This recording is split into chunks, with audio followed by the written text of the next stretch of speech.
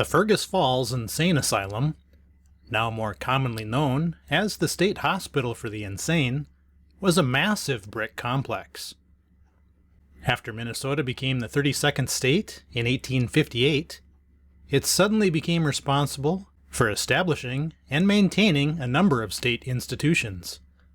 These included a state capitol building, a penitentiary, schools to train teachers, schools for Native Americans, reform schools, a home for discharged veterans, a university, a home to help those who could not hear or speak, a home for orphans, and a home for mentally ill people. The man who was considered the father of modern psychiatry in the mid to late 1800s was Thomas Kirkbride. Kirkbride pioneered a plan to improve the medical care for the insane, which included a standardization of buildings that housed and cared for the patients. This plan created a complex of buildings, all interconnected with a maze of wings and passageways. Eastern states had taken the lead and had already built many new insane asylums, and Midwestern states were following that example.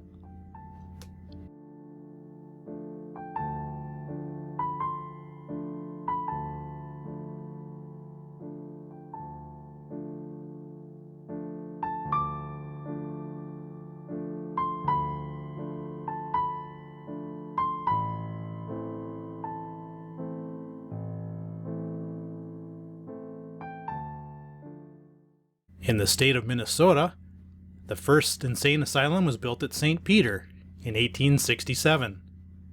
This was followed by Rochester in 1876 and Fergus Falls in 1888.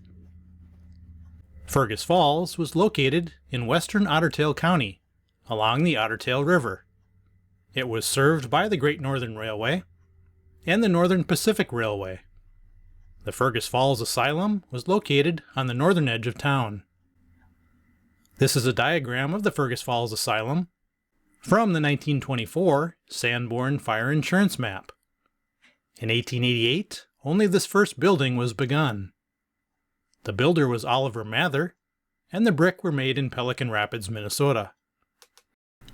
Oliver Mather was also involved in building several other Minnesota institutions. If you want to learn more, make sure to watch my YouTube video about him. The Great Northern Railway had a side track that ran to the Fergus Falls Asylum, which allowed patients to be transported right to the facility. In the center of the complex were the employees' dining room, kitchen, patients' dining room, storage, vegetable storage, and the ice house. Toward the back were the industrial building, laundry, coal storage, powerhouse, carpenter shop, ice house, and greenhouse. On the right side were the tuberculosis hospital, isolation hospital, and detention hospital. The administration building was positioned prominently at the front. The male wards and the male nurses' dormitory were located on the right, while the female wards, women's industrial building, and female nurses' dormitory were located on the left. The Fergus Falls Asylum was a beautiful and massive complex, with many interesting architectural features.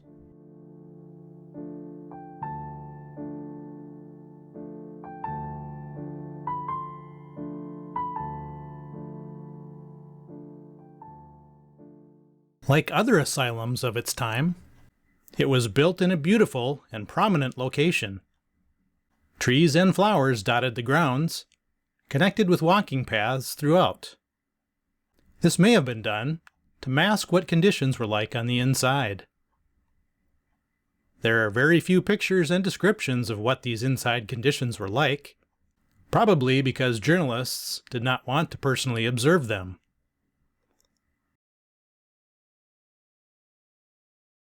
One reporter for the St. Paul Daily Globe did visit the asylum at St. Peter, and called the conditions there a disgrace.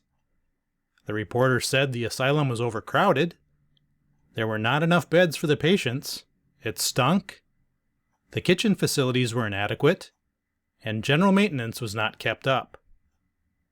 A glance through various Minnesota newspapers in the early 1900s showed a constant stream of people being committed to the asylums, so it is easy to believe that they were overcrowded.